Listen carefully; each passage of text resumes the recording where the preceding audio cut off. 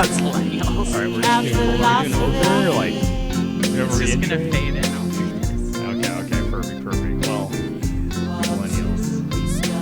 So, I first heard this, I think it's an Urban Dictionary post, but the idea is that there's a specific generation, like a micro-generation of people who are born around 97, like, or 98, who are technically millennials under most people's, what's it called, bookmarking years, but they could also be Zoomers depending on where you draw your cutoff. So it's kind of this ambiguous micro generation of people who grew up in the internet but don't remember 9/11, basically.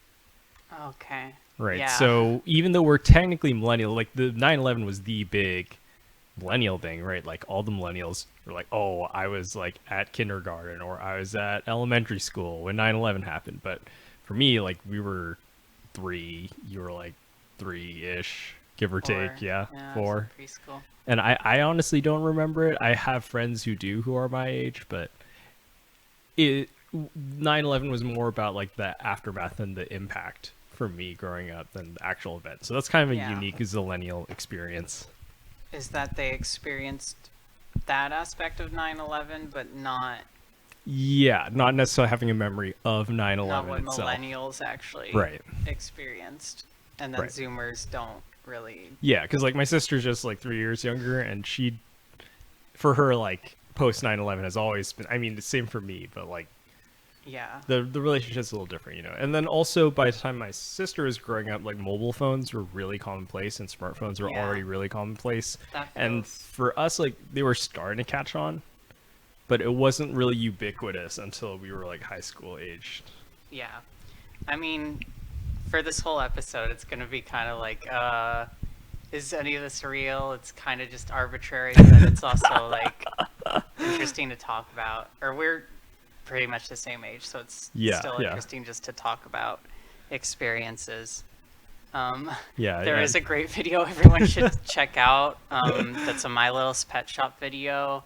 It's called, I think, the top 5 problems I have with 9/11, or my top 5 issues with 9/11, and it's all recreated by a Zoomer with Little's Pet Shop. It's really good. Yeah. So, hey, welcome back to Couch Philosophy. Normally we don't do the topics. Normally don't just jump in, but this week we're just gonna jump in and just you heard the little analysis of what we're talking about. So hopefully that's something that interests you. We're talking about Zillennials. Yeah, you have to mix it up on me. That's what my co-host Clovis just explained. And I'm Reese, and this is Couch Philosophy. So. Yeah. I mean, I kind of pitched this as an open topic, so we're going to go on a tangent. It's going to be Tangent City over here. Yeah. But, no, we kind of weren't sure exactly what we wanted to talk about. We had a bunch of different threads and ideas. And, you know, kind of everything in my life fits, at least right now, fits in this umbrella category of we're the youngest millennials or the oldest Zoomers, depending on how you count. We're all like 25-ish, 26.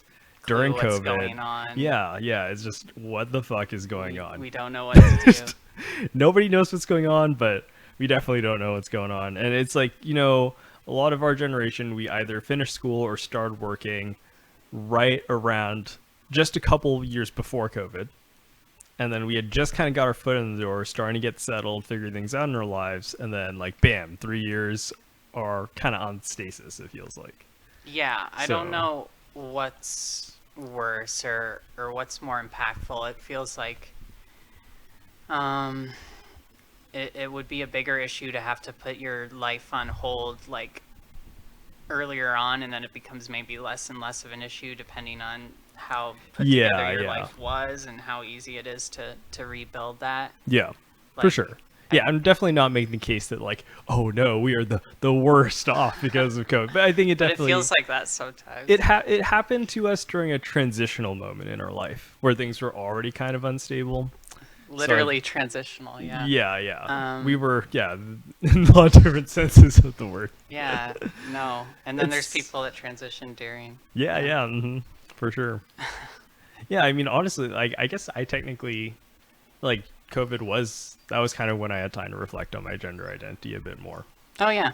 So that I'm kind of part of that cohort, I guess, in my own way. And it was also part of my ADHD diagnosis, you know, when you're stuck in your head for 2 years, it's like, well, maybe I should finally get that checked out, you know?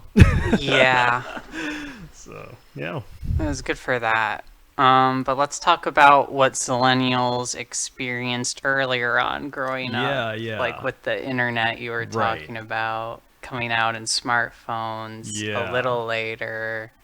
Like, I mostly remember being on my family computer for most of my early internet experiences, and I didn't have a cell phone, but I think most kids experience the internet mostly through apps now. Yeah, kids like don't really know how to type anymore. It's weird. Really? Like some of them know, and like some of them practice and have access to computers. They know how to text. Yeah, a lot of them know how to text, but like keyboarding is actually, I feel like it's less common than it was when we grew up. And that might have to do with some bias with like where we grew up, because we grew up in like the tech suburbs. Yeah. So probably computer literacy was way higher in our bubble than it was on average. But I still feel like kids nowadays just don't really know proper typing form. Even here, I feel like I have a little more computer literacy than like coworkers, either who are younger by like 5 or more years, or who are older by like 10 or more. I feel like that is that little sweet spot where people were actually like pretty consistently all knew like kind of basic computer stuff for a while. Right. Like I don't know, we all probably knew how to like download a ROM in an emulator, or how to stream a torrent to whatever other illegal things I shouldn't mention. Yeah, I think computer literacy is probably down, but we'll never have the same relationship to apps, which seem to be more important now. Yeah. Like just like putting everything, coagulating it all in one place. It's like still a lot for my mind to process. Yeah. And like the trends are so much faster now too, because I remember when we were growing up and YouTube was starting to become a thing.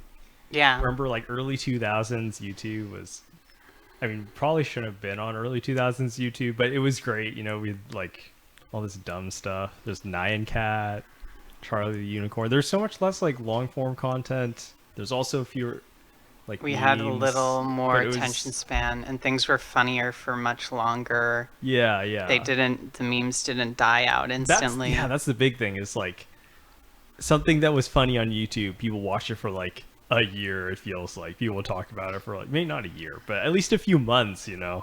Now it's things like cycle in and out. Yeah, you like could still bring something up, and that's why I feel like even those memes from when we were growing up are still kind of funny now. Yeah. Even there's like layers of irony to it still, but I don't know. I feel like Among Us is the only like meme that's been consistent. Yeah, it's lately, had some staying power. Just because of the different layers of irony to it, but actually, something I've seen with the kiddos I work with, Undertale AUs, that's like a thing. Yeah, for sure. But it's like the kids, they're bigger than Undertale. Yeah, like I mean, it cracks me up because none of the kids have probably played Undertale. None of them?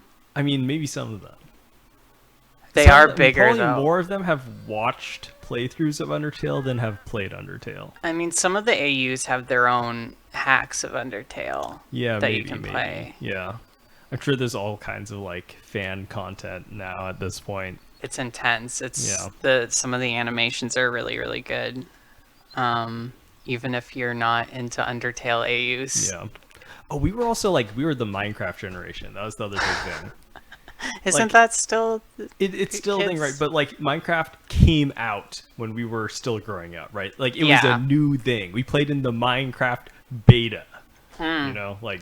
Remember the browser version? Oh, the browser version, God. So basic, but it was fun. Man, remember when the client would crash? The client would crash every like 10 minutes. It was such a poorly optimized game. Oh. It was running in browsers. Sometimes the chunks wouldn't load, remember? And you just, like, there'd be an abyss in front of you. Yeah. I would say, Len, like, good thing kids don't have to deal with that anymore, but they probably still do. Yeah. Minecraft's just a super broken game. I'm sorry this is it feels like such an inconsequential topic that we're talking about Minecraft. This is so important. Well, I'm setting it out, Riese. Relax. Okay, relax. we'll get there maybe, but all the subjects that you wanted to talk about that I shot down were like really important social issues. Whatever. And now we're talking about Minecraft. I can but tie it together. I'm very talk. creative. Okay. Don't worry about it. Well, I'll wait for that, but in the meantime, I don't know. I feel like do you think we're a little less disconnected from our peers than Zoomers? Or are we worse? So, okay, it's different. I think the relationship's different because I think we grew up during a time when there was still people were afraid of the internet, but I think there was still a lot more like optimism about where the internet was going. Like when we were growing up, internet was, I think, taking a positive direction. Things were changing, but I think the outlook has changed a little bit. And I think the internet is a lot more ubiquitous and important now than it was when we were growing up. But consequently, I think people are a lot more pessimistic about the internet than they used to be. Yeah. It's just like, oh, like, what are our kids doing? They're not gonna exercise and play out. Like, we got that too. But like, it's even worse for the kids. And it's like, oh, like they won't have social skills. They're glued to their screens all the time. Yuck. So. Yeah, it seems like that's gotten worse. Yeah. But I don't know. Some of it is well placed because, like, I know a lot of my elementary schoolers are like on Discord servers and stuff. They're just, I don't know whose Discord servers that a lot of them are having like a lot of unsupervised online interactions with strangers, and that does concern me. Like, I think there's a lot of awesome stuff on the internet. I don't think it's an appropriate space for children to engage with unsupervised, but at the same time there's kind of like a equity thing of like not everyone's family can supervise all their kids online all the time. A lot of families may not have the technological literacy, especially if they're like recent immigrant families or something, to supervise their own child's internet consumption. So that is kind of like a worrying trend. So I do see that side of it. That first generation like fully, or like second generation fully unsupervised like internet experience growing up, right, especially if you're like queer or something. Right, there's so many like there were so many cool liberatory spaces online, like early Tumblr, and I felt like it was cooler and more radical. I'm sure I know there's children on Twitter too. But, right. Twitter. I miss the old days of Tumblr for sure, and I miss emo culture. That was a good thing. Oh, we used to have Vine. There was Vine, then Vine died, and then they brought it back as TikTok. Yeah. Remember Vine? I was never actively consuming Vine at the time, but it's just funny in hindsight. Yeah, it was just take one, but like it was huge. It felt like that was gonna be the thing. I'm sure there'll be another TikTok, whatever. But right, like I think this kind of conversation, this attitude towards the internet, I think we're neither part of the video games cause mass shootings generation, and we're also not the like grew up on an iPad kind of dependency on technology. So I think we're sort of in between. You know, like the language that was really popular at the time when we were growing up in like media was like the digital natives generation, right?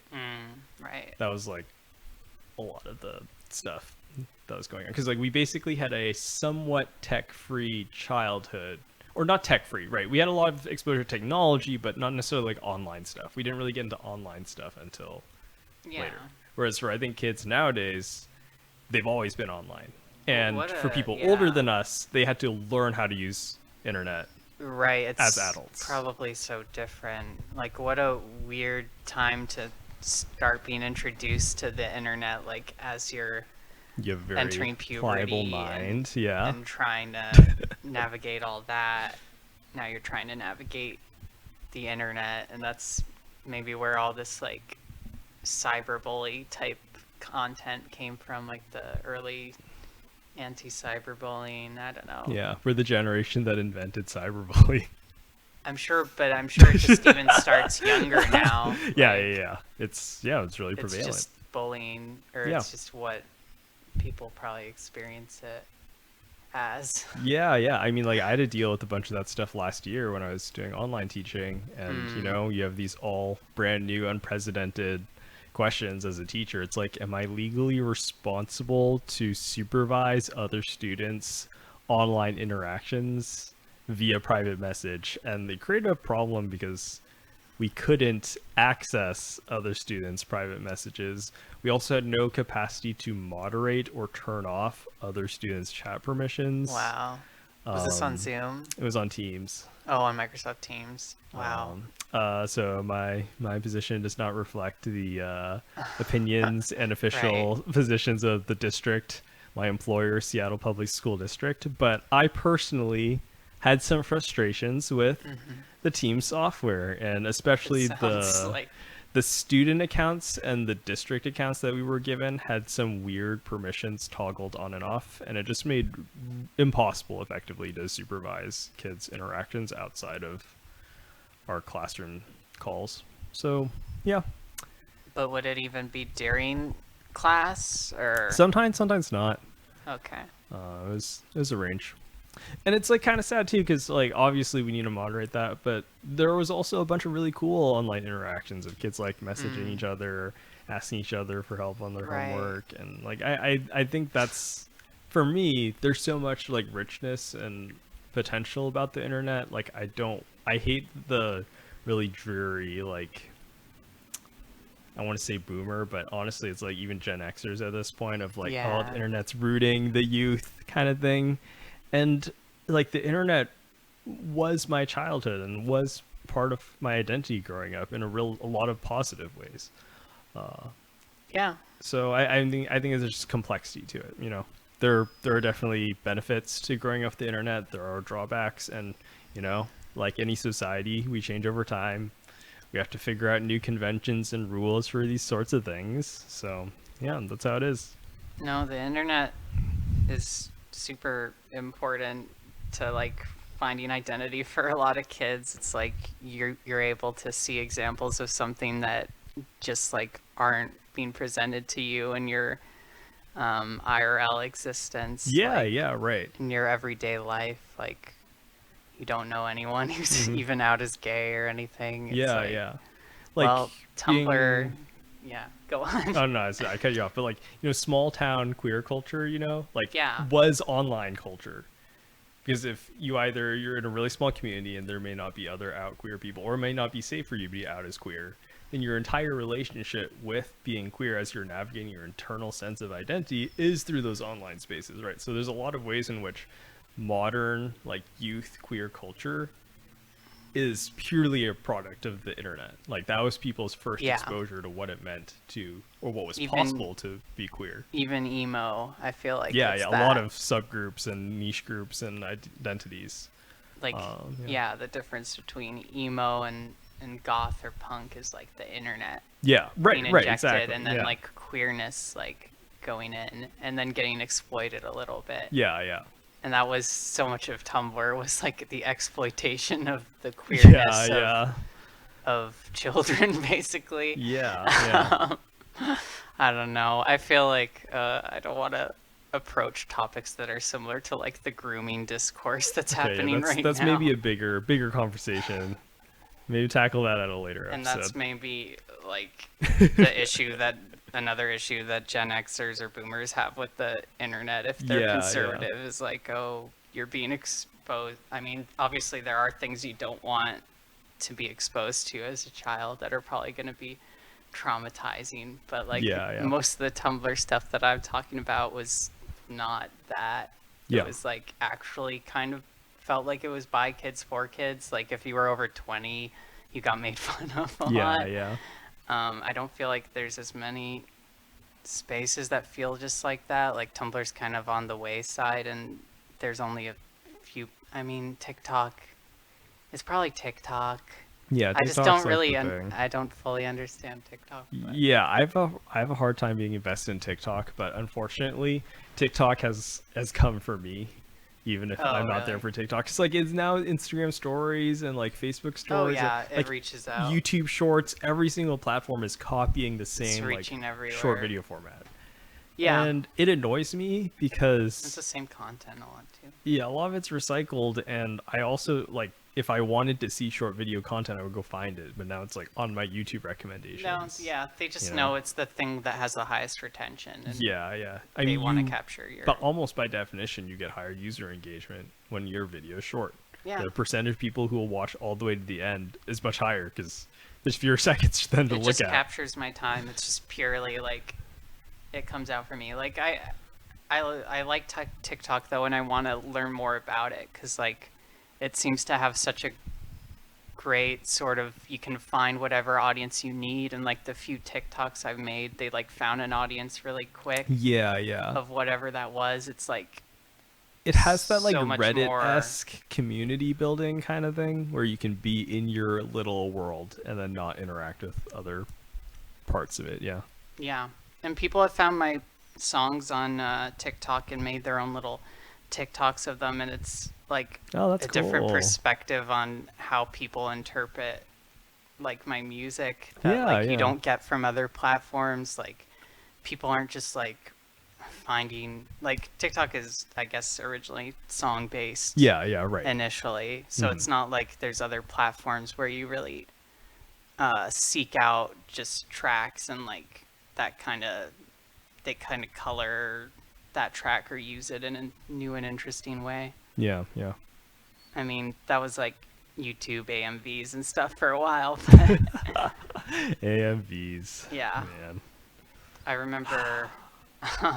Do you remember the Particle Man AMV with Avatar Yeah, yeah, yeah. I do remember that. that I Yeah. showed you when we were 12? Man, I hadn't even watched Avatar at that point. I watched Avatar in like the last 3 years I don't during think I COVID. had watched it either, but it fit really well. It fit the song very well. Yeah, actually, wow. Reflecting on that in hindsight, like that video has really changed in meaning for me Yeah. after having watched Avatar: The Last Airbender. Yeah. Yeah, Maybe I don't know. Maybe it lines up a little better when you know the I characters. know. I don't It's know. actually pretty funny. Anyways, if you don't know what we're talking about, you can search Particle Man AMV. Maybe you'll find it. But... Yeah, yeah. Is this the part where it gets tied into social issues? I mean, we kind of been doing that already. I told you it was gonna happen. Yeah, I guess we We did. talked about queer culture and Tumblr, and Yeah. decide to put child grooming back in the box for a later episode. That's a little too heavy for my No, Sunday it's right not. now. I don't have anything to say about it as an All right, actual all right, we're topic. putting it back in the box. I It's staying in just- the box. It's staying in the box. I just want to right. address if people are gonna call me a groomer. I'm sure they won't, but I don't know. They just like the Proud Boys went to a like drag queen story time thing or whatever in California. They were just I'm being not familiar assholes. with this. Okay, but I mean yeah. that's what they do. Yeah, that's their thing. Oh yeah, I did drag for the first time. Oh yeah, okay. Oh, you knew that, right? Yeah, I mean, yeah, but the audience doesn't know. It's fine. I'm sure those people don't even know that drag kings exist. Yeah, yeah. I think they'd just be confused. I think I know, dude. For the audience, you know. Yeah. Can you explain a little bit? What is drag? What's drag? What's the point? What's the? I feel like drag is just a expression of like a heightened reality, and usually the thing that you're heightening is like gender. Yeah. So it's like a heightened femininity, and like for drag queens, it's a heightened femininity usually. Yeah. And that you can be a cis woman or a trans woman or a gay man or a straight man or whatever and still do it. Okay. You're just So heightening like you're- your own view of it. So Okay. that's what I find interesting about it. All right. So it's like regardless of your assigned gender or your gender identity or whatever, you can be a drag king or a drag queen. Yeah. Okay. And yeah, drag king is heightening masculinity. So I find that more interesting to do because a lot of my satire, I think, is about masculinity. Yeah. It's I think I said in another episode that it's like endlessly interesting to me. So I feel like my version of it is very like not real, or like it's about like the performance. Yeah, kind of, it's my performance of it, and I don't think that I'm capturing something that's really real to people, but maybe a little bit. Okay. Like I got some positive feedback, which I was surprised by. So maybe there's something real about it. Like, yeah. Almost right. whatever you do.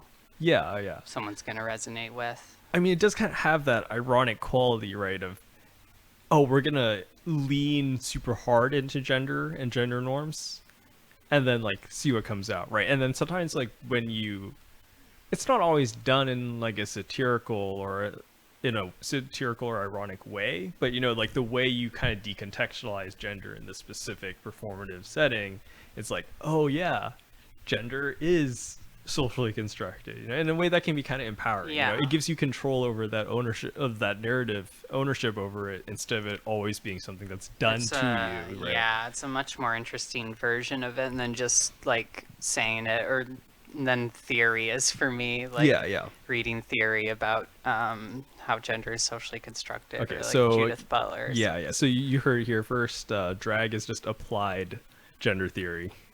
Can be. Some drag artists are philosophers. Yeah. Okay. I don't know. Someone's gonna be wondering, I'm sure, who's listening, what is the difference between drag and cross-dressing? Someone's gonna be wondering that, Riese. So let's nip that one in the bud. Like cross-dressing doesn't have to be for purely sexual reasons, but it's got that that's kind of the idea people have of it. I think as long as, I mean, cross-dressing can end up not being cross-dressing for a lot of people, if you know what I mean. But it's cross-dressing is basically any situation. It's not necessarily a performance. It's maybe it might be heightened, or it might not be. It might just be, I don't know, if people like wearing different clothes, it's cross-dressing. Okay. So all right, drag is a little more specific. Okay. And some people think that like the only drag is like the very generic, like gay men like doing a very, I mean, like yes queen kind of like energy. Yeah. I mean, that's a good energy too, and that's a lot of gay men are really good at drag.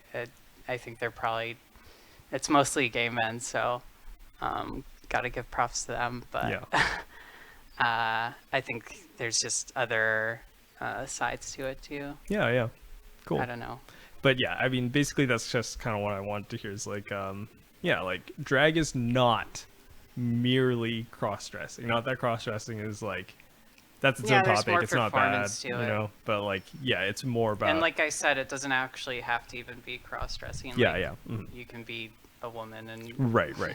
But like, so you would go to like a drag show, right, or like a drag event, right? Yeah. Is that the idea? Like it would happen like a specific context. Yeah, usually. I guess it could be in someone's room too, but like, there's a context for it. All right, cool. Cross-dressing there's no context needed. Okay. So this is a kind of an umbrella category. There's a lot of different ways drag can happen. Yeah. Okay. Cool. I'm satisfied. Thank you for your detailed explanation. I don't know anything, Thomas. You're good. I'm so excited. Yeah, I get to put Riese on the spot this time. Riese is like, what should we talk about? And I was saying, we need to talk about something that I don't know anything about, so I can turn the tables on you. I ask the questions now. I don't know anything. You're the expert. Okay. Riese has low self-esteem, but she's super smart. She's always going to be like, I don't know anything. That's a trap. It's like the Socrates move, like, I'm just a bumpkin. I don't know anything. But Riese got a good head on her shoulders. Yeah. I'm just copying Socrates. yeah, for sure. Just trying to be cool like him. Okay, I'm uncomfortable. You have to be okay accepting praise. That's good. You're awesome, Riese. Anyway, so what is it? We talked about what drag is, but what is it like? Like, what is, and that's probably going to be a really personal question, but like, what was your experience with drag? Like, how did it, was it fun? Was it stressful? Were you nervous? What did you get out of it or not get out of it? Yeah, so I had this character that I did in a YouTube video a while ago called Connor Rose. That's just like in the video he's supposed to be my quote unquote roommate, but he's pretty obviously just like an extension of like the male psyche, or like my version of like my own more masculine side, I guess. Yeah. But he's just very stupid, just very himbo, and like, so I was just trying to work on that for another video, but I felt like I needed to explore the character more for this one because I'm trying to make the character more interesting. So since technically it's I guess this one could, in the video context, it could be seen as drag or cross-dressing. Okay. But it is a character, so it feels more drag. I see. Yeah. So I brought that in as like, let's do an actual routine with it. And like, I tried to have like a little preamble that like makes you like, I think the character's personality is important to him. Yeah. So I had like a little preamble. Yeah. Cool. And then the song was I Know What Boys Like, which is interesting. I don't know. I felt like the like stage version of the character had to be very gay, even though in the video he's very straight. Okay. But also clearly like a little insecure about his sexuality. All right. Yeah. There's a lot going on. It's just I find that like the kind of I think this is interesting for a lot of people, but the no homo like zone of like male sexuality is really interesting for me, like where those borders are and how men navigate them, and what they embrace about it. Yeah, for sure. Yeah, always gotta like, yeah. What I like to say is like, is it even real with your homies if you're not a little gay for each other? Yeah. Are you even really friends? Well, that's been my experience. Yeah. You gotta tuck your homies in, give them a little kiss on the cheek. Yeah. Make sure they're snug in the covers. I think because I always felt like I was having that experience of male friendships that other people weren't having. That's what made it so interesting to me. Yeah. Like the ways that they were perceiving like a closer male friendship, and I was like perceiving it very differently. Yeah. Makes sense. I don't know. I don't know why we talked about drag, but is there any way to what would you like to talk? Connect that to the topic. I mean, that was kind of like the whole thing of like, we're in a transitional phase. We're exploring our identities, like trying different things. I'm definitely and I mean, doing like, that. only recently have shows and stuff started again, right? Because of COVID, Yeah. Like, you wouldn't have been able to do that last year. Yeah, and I could have. Yeah, I'm glad that I'm starting it now, at least. I think I was holding back for a while for a multitude of reasons, but it feels like a good time to try. As long as people mask during Pride and try not to like create like an exclusively queer strain of the virus, because we already know how the government likes to deal with those. Yeah, we've already have some historical. Here's a tip: they don't fund vaccine research for those ones. So don't. Just try not to create that. Yeah, I mean, that's like a really prescient topic, And I mean, maybe to connect back to what we said earlier too about like queer online culture. Maybe that's a little unfair now that I think about it, because I think it feels like queer culture is really new. But a big part of it is because all the older queers died. Yeah, from there's that. AIDS. and even the ones that survived, like it destroyed the culture and the community around being queer. Yeah. So like maybe that's a little unfair to me. Like queer culture definitely obviously predates the internet, but like modern queer culture is so much an expression of the internet because there's that gap in the community. Like there is that gap. I feel like there's less of a gap with lesbian culture. I felt like we kind of went through like Alison Bechdel and like from the 80s through it I feel like I can draw more of a through line with it up to the internet, right, and where like queer feminist lesbian discourse is today, right? Because I think a lot of it was developing in parallel with like cishet pop feminism at the time.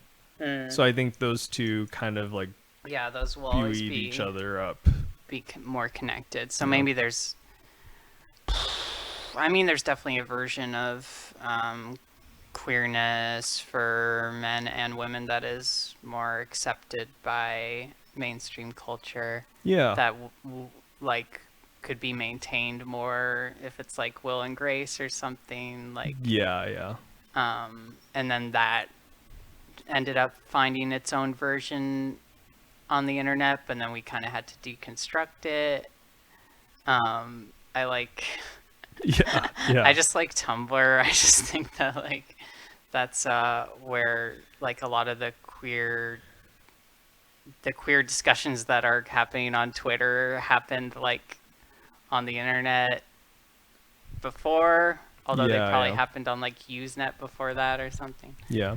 The cynical part of me is like, yeah, now these things are being permitted because people figure out how to make money off of these identities, you know.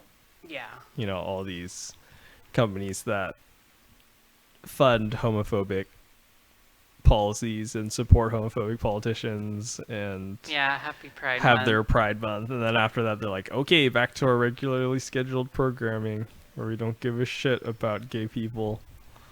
Yeah. But you know, at the same time, like I don't think that's the whole story either, because I think there is like a genuine like slow shift in cultural attitudes. I hope, you know, we got all these kids who are like really exposed to it and it's normalized from a young age.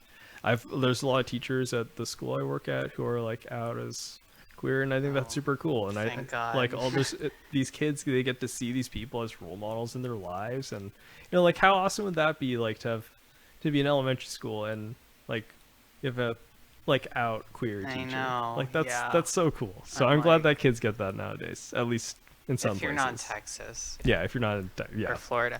In here in our little Seattle suburban bubble. Yeah, urban and suburban. In our bubble, sometimes it feels like things are getting better, or at least they're at a standstill for now. Yeah. So that's good. Shit, I don't. To totally hijack this conversation. Yeah. So talking about like the internet and identity and stuff. Something that was actually really important for me growing up for my identity was getting exposed to esports the first time online. And some of it was like a community, like family thing. It was like a way I was connecting with my dad because we played games together, and that was like a big part of how we bonded together when I was growing up. And also getting exposed to especially the Korean StarCraft 2 scene. And I think that was the first time in my mind that I was able to see like East Asians and like Asian Americans competing at like the top level of something, and have people who I could look up to and have as role models who were Asian.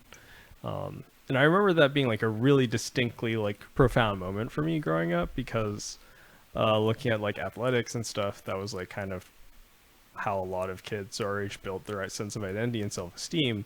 Like that was not something I saw myself in, and I felt really alienated. But when I started watching esports for the first time, and it was like, oh, the scene is dominated by the South Koreans, and anyone who's competing who's not a South Korean, we call them a foreigner.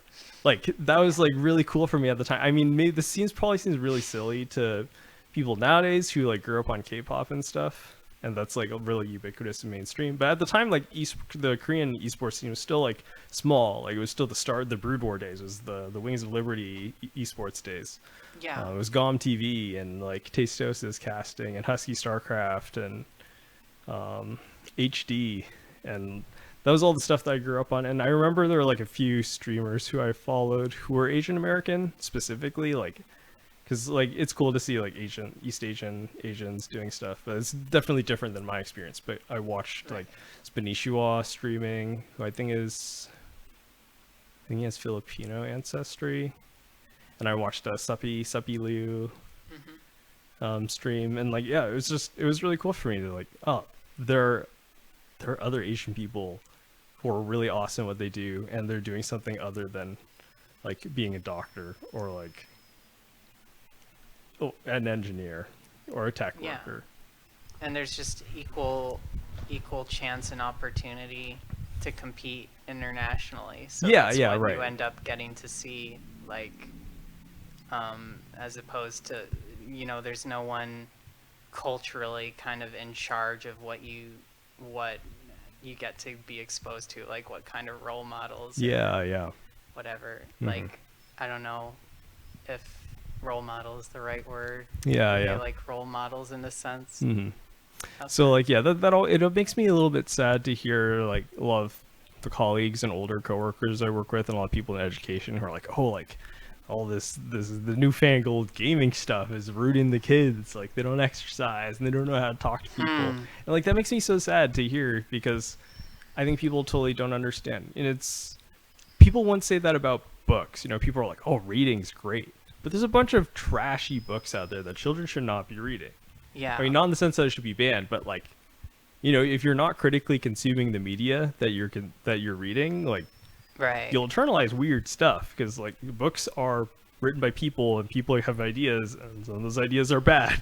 You know, some of those history books are pretty bad. Yeah, exactly. Like even text, like don't even start with textbooks. Like that's some really bad textbooks. Kids know how to like critically read video games in a sense, or some do. Yeah, I mean, I hope so. I think they have better skills. They need to be taught people. though, right? And I think like when teachers and educators, especially if they're saying like, "Oh, video games are bad," that shouldn't be the claim at all. Like the fact of the matter is, kids are going to be playing video games, and what we should be telling them is, when you play games, you need to think critically about the message the game is sending. Like, do you actually agree with what the game is saying? And you have to be, in order to think whether you agree or disagree, first of all, you have to be aware that there is a message in the first place. Right. And I think like that's what we should be teaching kids. Yeah, I think kids get that more than adults think they do. I think kids, based on game theory's views, have like the ability to at least think about what they're playing a lot more than adults can even like dream of. They may not be able to verbalize it yet, and it's like they're practicing it and they're learning how to do it, but you know, they know something about it. It's such a big social thing too. Yeah, it's really important. I hate the dismissive attitude. I've never told you this, but when I was a kid, when I was in maybe 8th grade or going into 9th grade, I had a really shitty therapist who was this white guy, and he was very like prescriptivist, or like telling me what's what all the time. And I'd be like, I don't really have any friends at school. Like my only friend is Clovis. Like I go to their house and basically like we'll usually play video games. They like to play video games with their dad a lot. And this guy was like, well, I'm actually my specialty is in internet addiction, and that's what you've just described to me sounds like someone with a case of internet addiction, and they've learned that from their father and they've internalized it, and their life is going to be horrible, and you need to like make sure you don't get sucked into that lifestyle. And I was like, this fucking sucks. I don't want to see this guy anymore. Darn. But unlucky. I mean, I still have crippling depression, but I'm pretty sure it wasn't because of the internet. No, I think I would have had that for other reasons. The groundwork was laid long ago. Yeah, but like honestly, like I learned how to make friends and how to talk to people and how to have human connections through gaming. Yeah. Like, because I mean, I'm really ADHD, and I have a really hard time social. I think people don't realize this, people who know me now, because I mask pretty heavily, and I have a lot of like coping mechanisms. Like something I do is I do a lot of social mirroring. So I mirror the mannerisms and the behaviors of the people I'm interacting with. And that's because and it makes people really comfortable. Yeah, when you do that.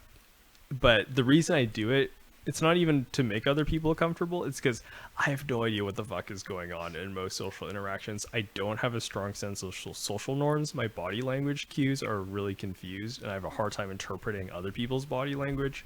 So I've just kind of learned over time that a safe way to interact is to just mirror what the other person's doing and match their energy, and that puts people at ease. So I'm kind of suppressing a lot of my own identity and personality in most of the interactions I have with other people. I mean, that's hard though. If like if you're just meeting someone or something, then what's gonna come out is maybe gonna be like they'll just see you as shy, or like you're not responding in the ways that they expect. Like it's hard to just be your like quote unquote be yourself in like day-to-day life and work environments. It's funny that you say that, because I think I'm typically more fake extroverted by energy matching. Like I tend to have to raise my natural energy level to match more than I lower it. Yeah. So I think I actually come across as more outgoing than I actually am in most situations. Probably, yeah. I mean, people have. I'm kind of low energy today, so people have a lot of energy sometimes, and it can be a lot. Yeah. But that's the idea of internet addiction, which is, I think, really toxic when you think about. I mean, like, obviously everything in moderation. Like, anything can be excessive. Like you can be addicted to running. You can run to excess and damage your body. Yeah. Like obviously. So like don't sit at a chair for 12 hours a day on the internet. Like obviously. Or even just it's affecting your life in some negative way and you still do it. But like if people it's really hard to just sit down and like sit across from someone and have a conversation. Like I do think that easiest way for a lot of people is to be playing something. Yeah, have an activity.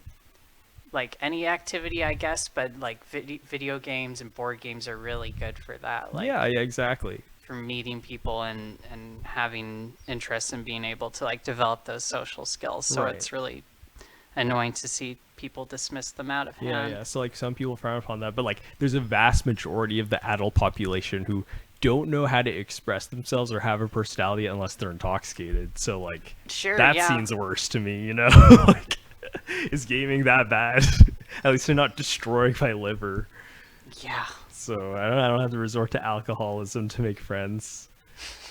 If we can settle for gaming, you know, is that really so much to ask? So yeah. I think one thing for me too is like as an ADHD thing and as like an accessibility thing, the freedom to like be in online voice chats or to use text to communicate asynchronously, and just take the burden of like facial tracking out of social interaction. That was so important for me to develop my sense of confidence in social interactions. Because like eye contact is super hard for me.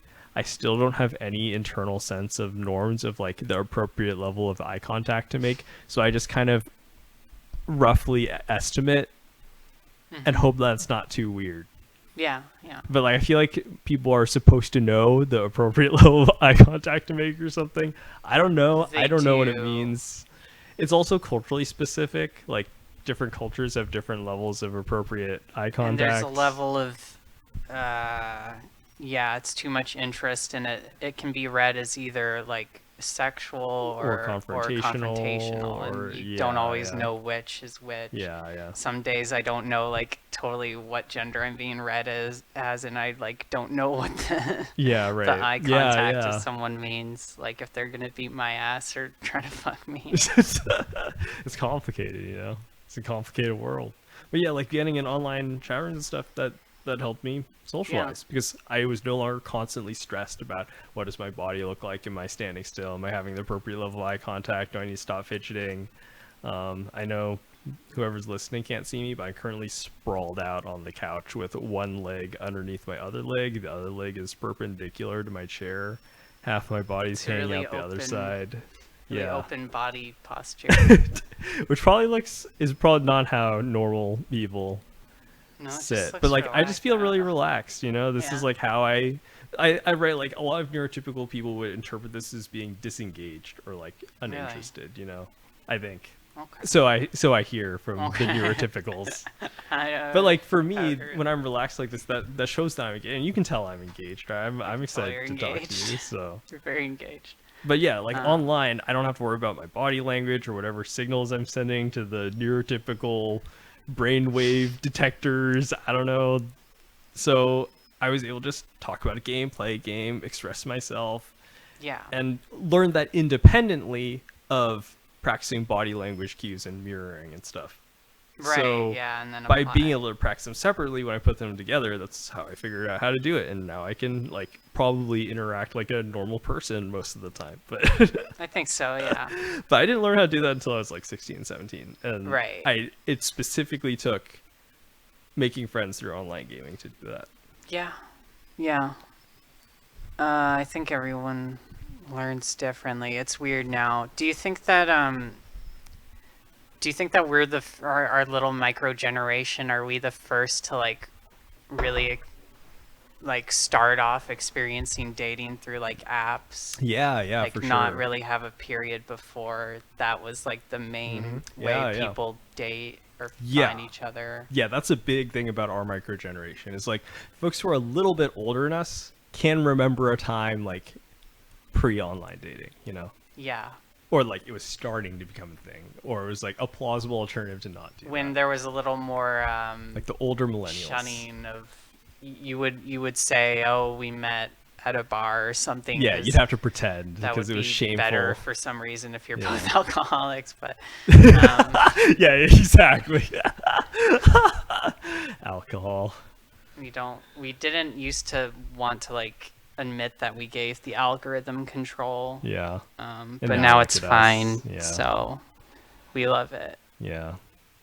But I don't know. I think it's funneled this generation and probably Zoomers too into like different paths than I don't know would maybe be happening otherwise. Like I feel like some people just go and really easily adapt to hookup culture, and maybe like that just becomes their whole self-worth, or their whole like a lot of their social experiences end up just being that for a while. Yeah. And then I don't know how that kind of progresses and kind of how that ends up affecting relationships later on. Yeah.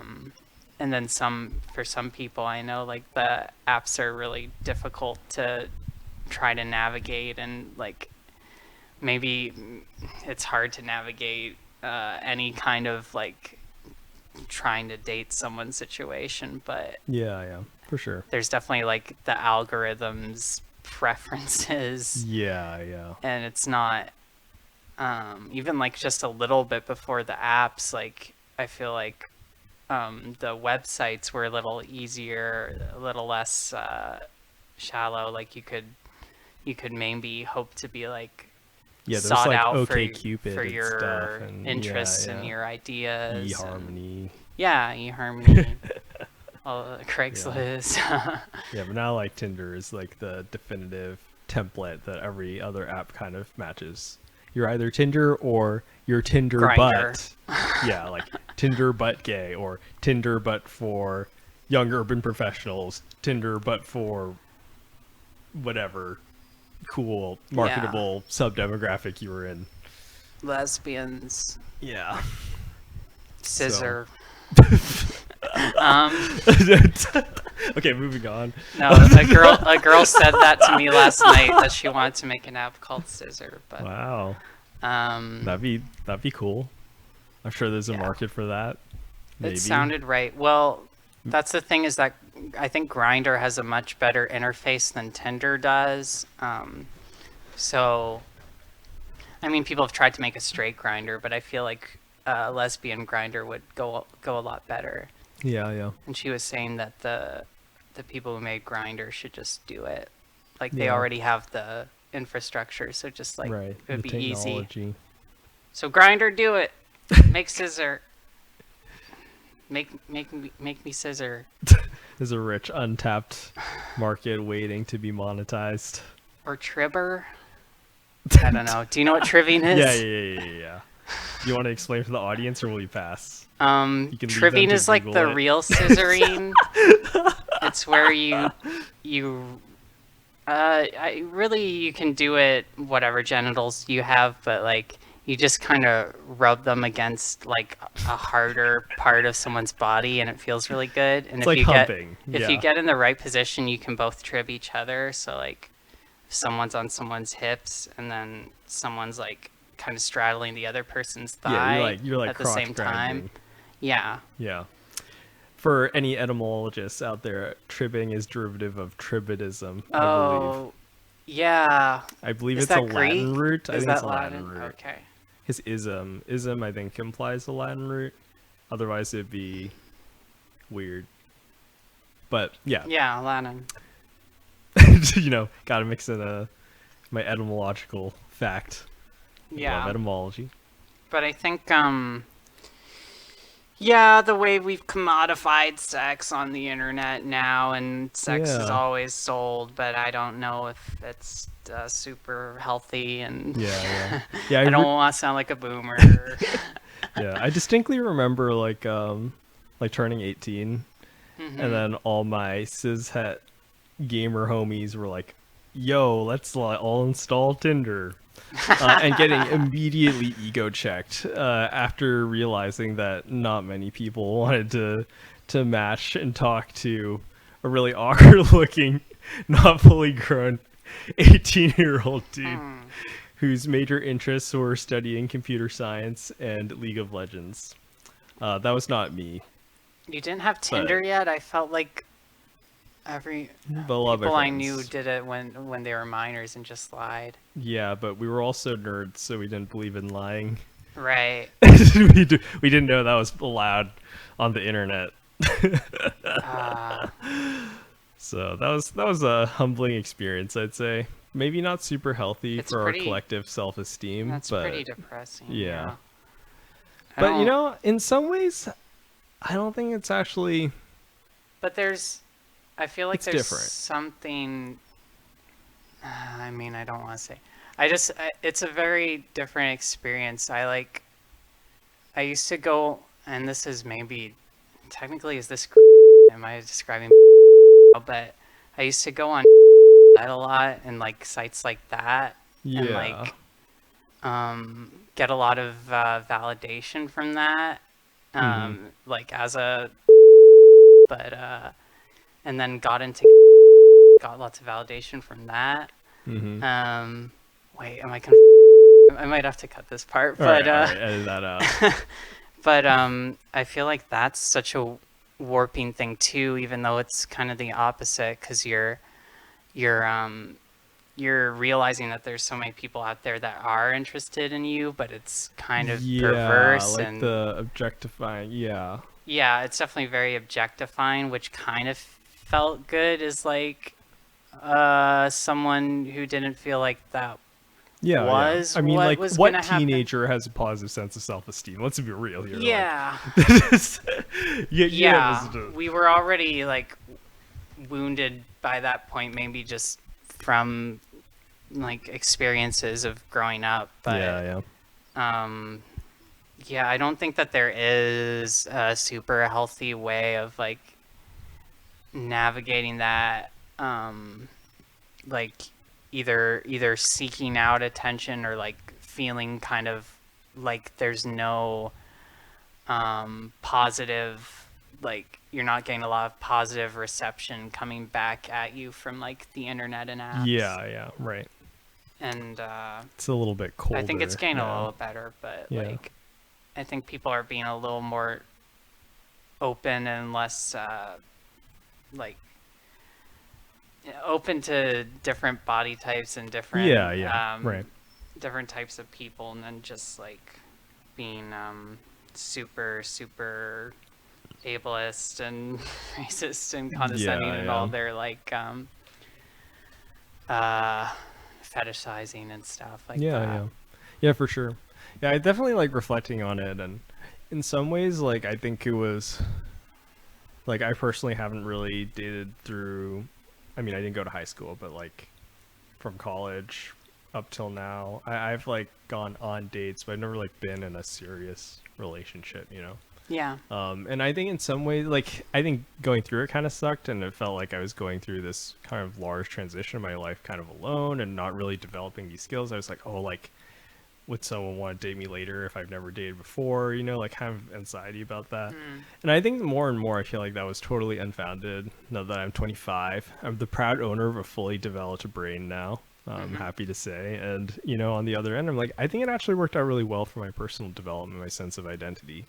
Because I feel like I have a really strong sense of independence. I have a much stronger idea of what I care about and what I value.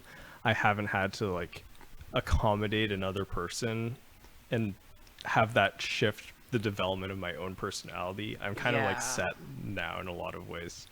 And I think that's definitely true. Like, my younger sister, I mean, obviously she's still at a more transitional stage in life, but she also hasn't been any kind of, like, serious relationship. And I think for both of us, we have a really strong sense of confidence because of that. Like, you'd think maybe we'd be insecure if we're not, but I think it's the other way around of, like, we're both really sure that we can be happy and independent on our own. And I think when you have that mindset, it's easier to develop positive relationships with other people, whether that's romantic relationships or, like, just friendships and other kinds of connection. Because when you're confident you can stand on your own, you don't need to depend on anyone. You're like, oh, if this doesn't work out, if I'm treated poorly in this relationship, I can always walk away from it. I know what I want and, like, what I'm seeking.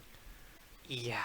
And I mean, like, not that that is always what happens when you don't date. There's a lot of other things. No, but I mean, yeah. That's how it worked out for me, at least, I feel like. There's so many relationships at a super young age are, like, they kind of prime you to, like, accept things that are, like, not okay. Yeah, you don't have a strong sense of boundaries. Depending on, like, where you're growing up and what's acceptable, it might or it might not even be okay by the culture, like, that you were even raised in, but you haven't had time to, like, question elements of that and things that you've seen about relationships already. Right.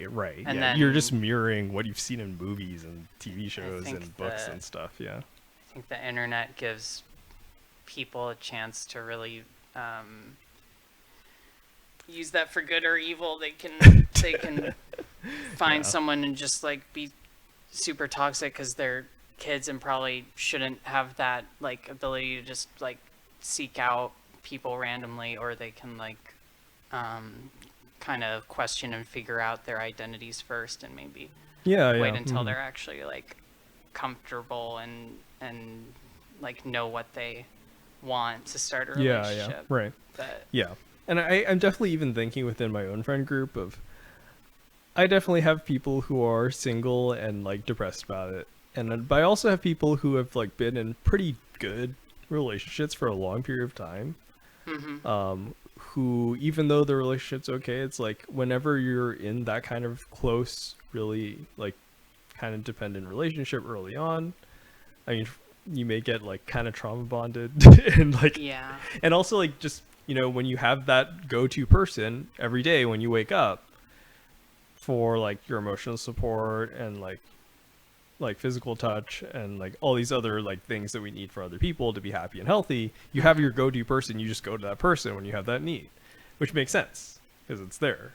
But it also can be kind of hard to sustain because, like, it's hard to put all your needs on one person. No one's going to be, like, your one perfect person. Whereas if you don't have that go-to person, you're forced to kind of, like, seek out different people for different needs that you have. And I think you can learn more from different people. You go out in the world more, you explore more, you develop your sense of self. Whereas if you have your go-to person, you're in a long-term relationship from a young age, then you don't go out as much, right? Like, you kind of become more inward driven. Feels so hard, and I'm like, I don't know how I would ever be able to do that, like, long-term, like, starting in child. I mean, obviously I've changed, so I would like not. The people get married when they're, like, 22. I'm just like, so I had no idea what my gender was or anything, so it would have been a bust, but like, I know it works for some people, but and, like, people change too, you know. You make you make one person your everything. That's gonna always be hard. But people can evolve with that. You're right. Yeah, for better or for worse.